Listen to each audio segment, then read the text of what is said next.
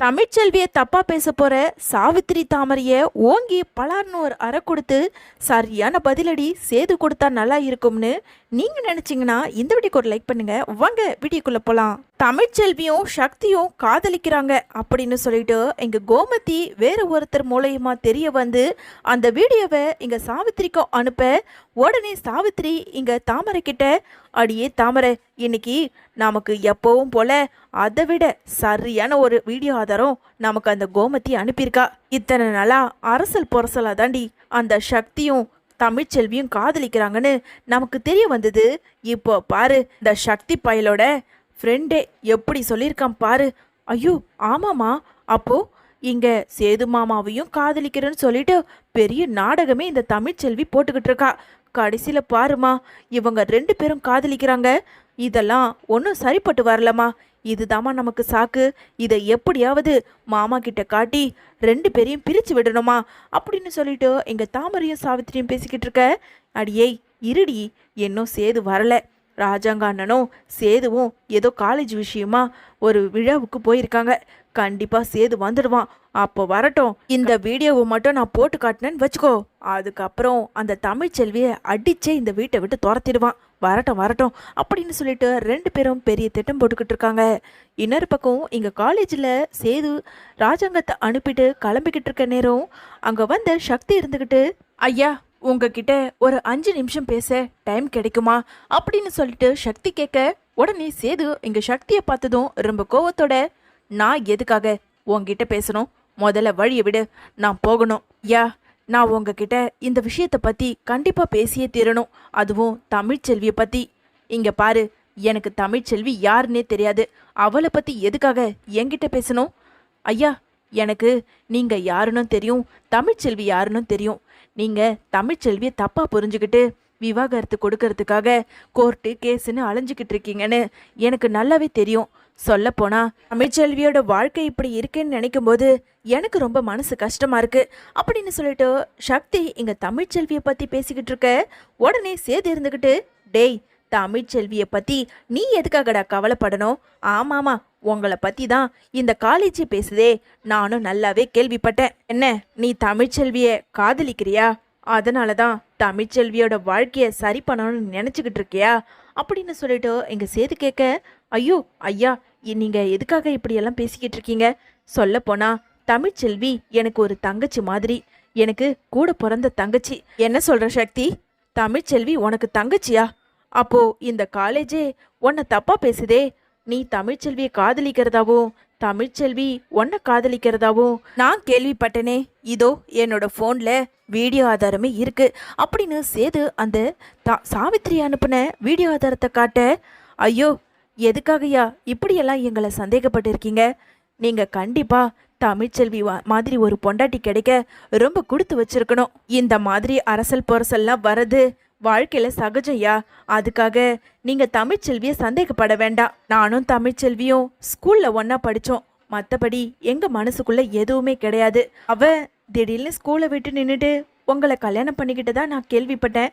அதுக்கப்புறம் என்னோட வாழ்க்கையும் இப்படி கேன்டீன் வேலை அப்படி இப்படின்னு போயிடுச்சு. மற்றபடி அதுக்கப்புறம் இப்போதான் நான் தமிழ்ச்செல்வியை சந்திச்சு கொஞ்ச நாளாக தான் நாங்கள் அண்ணன் தங்கச்சியா பழகிட்டு வரோம். எங்களை போய் நீங்கள் எதுக்காகயா மற்றவங்க சொல்கிறாங்கன்னு இப்படியெல்லாம் நம்பிக்கிட்டு இருக்கீங்க?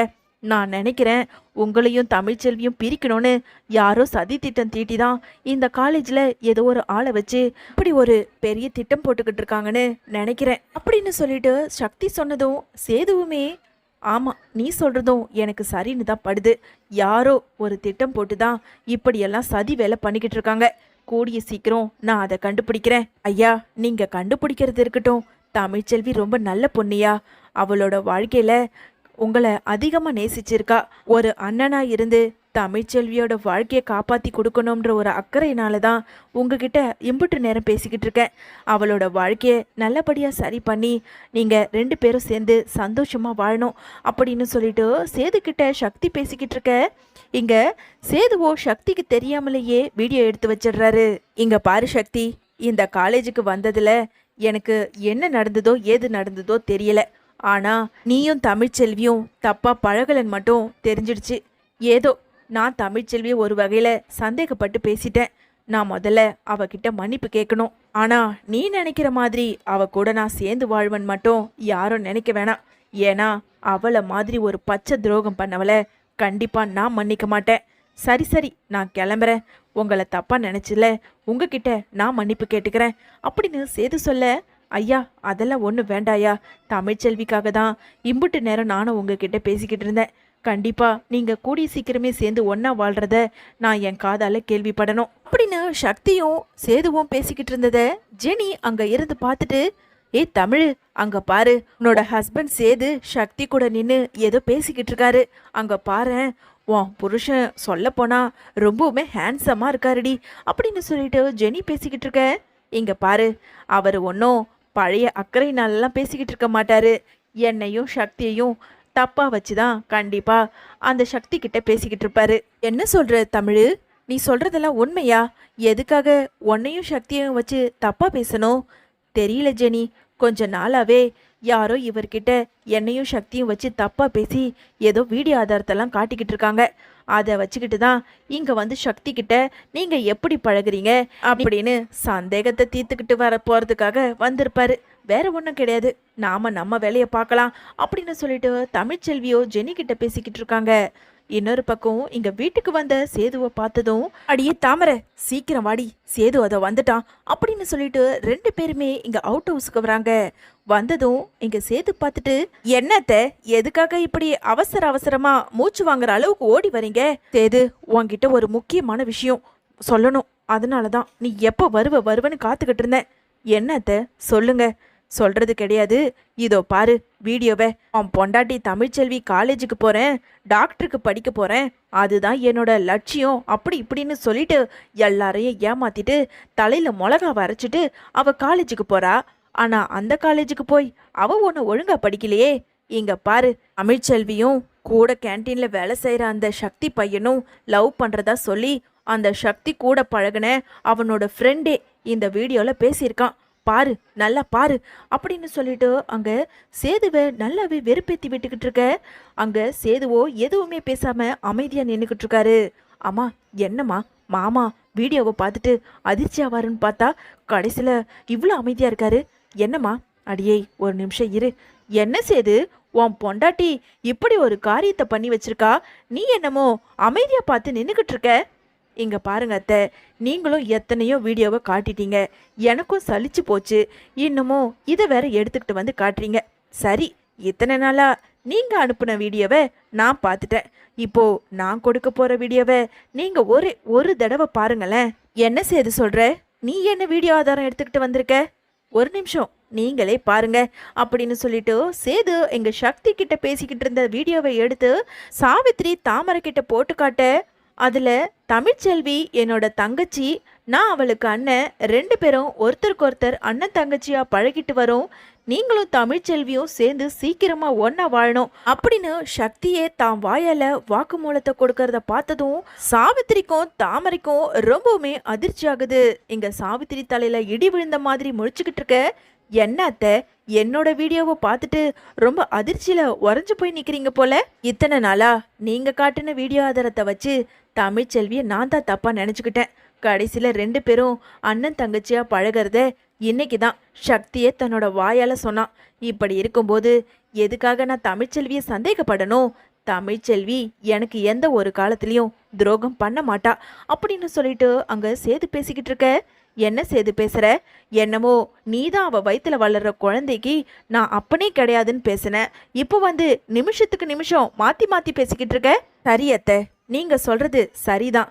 நான் அந்த நேரத்துல நான் ஏதோ புத்தி கெட்டத்தனமா ஒயின் ஷாப்பில் நின்றுக்கிட்டு இருக்கும்போது அவளும் வந்து நான் கர்ப்பமாக இருக்கேன்னு சொல்லிட்டா.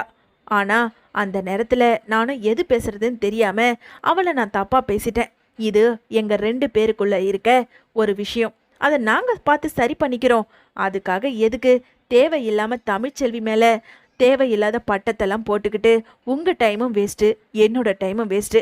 நான் மறுபடியும் சொல்கிறேன், தமிழ்ச்செல்வி மேலே எனக்கு நம்பிக்கை இருக்குது. இதோ நிற்கிறாளே உங்கள் பொண்ணு தாமரை, கொஞ்ச நாளைக்கு முன்னாடி நான் இவளை கெடுத்துட்டதா சொல்லி இந்த ஊர் உலகத்தையே நம்ப வச்சா. என்னை கேவலப்படுத்தினா. என்ன மட்டும் இல்லை, என் குடும்பத்தையே அசிங்கப்படுத்தினா. ஆனால் அந்த அசிங்கத்திலிருந்து என்ன மீட்டு கொண்டு வந்தவ தான் என் மனைவி தமிழ்ச்செல்வி, புரிஞ்சுதா? அதனால கண்டிப்பா தமிழ்ச்செல்வியை இனிமே நான் சந்தேகப்பட மாட்டேன். எனக்கு நம்பிக்கை இருக்கு. இன்னொரு தடவை தமிழ்ச்செல்விய பத்தி தப்பா பேசாதீங்க. அவளை வேவு பார்க்கணுன்றதுக்காக காலேஜில் வச்சிருக்க ஆளை முதல்ல நிறுத்துங்க அப்படின்னு சொல்லிட்டு இங்க சேது சொல்ல, உடனே தாமரை இருந்துக்கிட்டு, மாமா என்ன மாமா, அந்த தமிழ்ச்செல்விக்கு நீங்க ரொம்ப தான் சப்போர்ட் பண்ணி பேசிக்கிட்டு இருக்கீங்க. விட்டா 2 பேரும் ஒன்னா சேர்ந்து குடும்பம் நடத்துவீங்க போல. மாமா, நீங்க தமிழ்ச்செல்வியை நம்பாதீங்க. அந்த சக்தி பையன்கிட்ட பணத்தை கொடுத்து கூட நீயும் நானும் அண்ணன் தங்கச்சியா பழகுறோன்னு சொல்லிட்டு பொய் சொல்லு அப்படின்னு சொல்லிட்டு கூட நாடகம் ஆடவா. நீங்களும் அவளை நம்பிக்கிட்டு அவ கூட சேர்ந்து வாழணும் நினைக்காதீங்க அப்படின்னு சொல்லிட்டு அங்க தாமரை சொல்லிக்கிட்டு இருக்க. தாமரை தமிழ்ச்செல்விய தப்பா பேசினதை கேட்டு இங்க சேதுவுக்கு கோபம் வந்து தாமரைய ஓங்கி பலார்னு ஒரு அறை கொடுத்து, இங்க பாரு, தேவையில்லாத தமிழ்ச்செல்விய தப்பா பேசாதன்னு நான் ஏற்கனவே சொல்லிட்டேன். என்ன நீ பண்ண தப்பையெல்லாம் மறந்துட்டு உன்னை வீட்டுக்குள்ள விட்டுட்டோன்றதுக்காக நீ தமிழ்ச்செல்வியை தப்பா பேசுறியா? அதையெல்லாம் நான் பார்த்துக்கிட்டு சும்மா இருக்க மாட்டேன். இன்னொரு தடவை வீடியோ காட்டுறேன் அதை காட்டுறேன்னு சொல்லிட்டு என்கிட்ட வந்துடாதீங்க அப்படின்னு சொல்லிட்டு ரொம்ப கோபத்தோட சேது அங்கே இருந்து போக, இதை எல்லாத்தையும் மறைஞ்சிருந்து தமிழ்ச்செல்வி பார்த்துட்டு சிரிச்சுக்கிட்டே அங்கே சாவித்திரி கிட்ட வராங்க. என்ன நீங்க 2 பேரும் ஏதேதோ திட்டம் போட்டு கடைசியில எல்லாமே வீணா போச்சா? என்ன தாமரை அடி பலமோ? இரு, சீக்கிரமாவே நான் அவரை விட்டு பிரிஞ்சிடுவேன். அதுக்கப்புறம் அவராச்சும் நீயாச்சும் 2 பேரும் சேர்ந்து சந்தோஷமா கூட வாழ்ந்துக்கோங்க. எனக்கு தேவை என் குழந்தைக்கு அப்பா இவர்தான் சொல்லிட்டு கை நீட்டி காட்டணும். மற்றபடி நீயாச்சும் அவராச்சும் எனக்கு எந்த பிரச்சனையும் கிடையாது. அதுக்கப்புறம் என்னையும் சக்தியையும் தப்பா வச்சு பேசி வீடியோ எடுக்கிறதுக்கு ஆளை வச்சிருக்கே, முதல்ல அவங்களுக்கு கொடுக்குற பணம் எல்லாம் வேஸ்டா போக போகுது. சீக்கிரமா அவங்கள வேலையை விட்டு தூக்கு. எதுக்காக தான் இப்படி கேடு கெட்ட வேலையை பார்த்துக்கிட்டு அடுத்தவங்க குடியை கெடுக்கணும்னு நினச்சிக்கிட்டு கங்கனை கட்டிக்கிட்டு அலையிறீங்கன்னு எனக்கு சத்தியமா தெரியவே இல்லை. இன்னொரு தடவை என்னையும் சக்தி அண்ணாவையும் தப்பா வச்சு பேசுனேன்னா நான் பார்த்துக்கிட்டு சும்மா இருக்க மாட்டேன். நானும் ஒரு அறை கொடுக்க வேண்டியது இருக்கும், ஜாக்கிரதை அப்படின்னு சொல்லிட்டு தமிழ்ச்செல்வி அங்க இருந்து கிளம்புறாங்க.